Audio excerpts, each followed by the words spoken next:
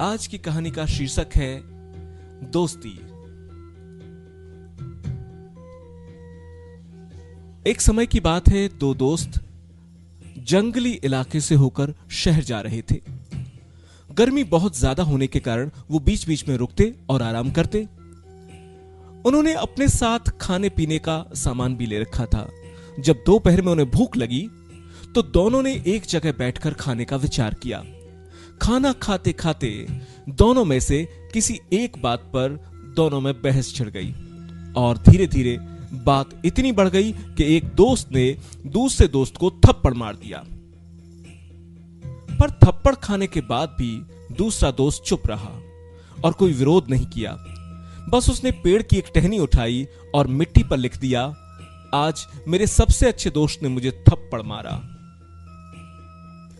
थोड़ी देर बाद उन्होंने अपनी यात्रा पुनः शुरू कर दी और मनमुटाव होने के कारण वो आपस में एक दूसरे से बात किए बगैर आगे बढ़े जा रहे थे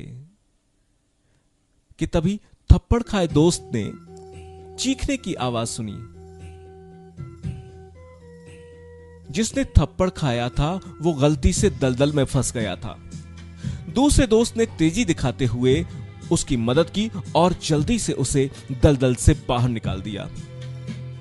इस बार भी उसने कुछ अलग ही किया। वो बोला कुछ नहीं, उसने एक नुकीला सा पत्थर उठाया और एक विशाल पेड़ के तने पर लिखने लगा, आज मेरे सबसे अच्छे दोस्त ने मेरी जान बचाई।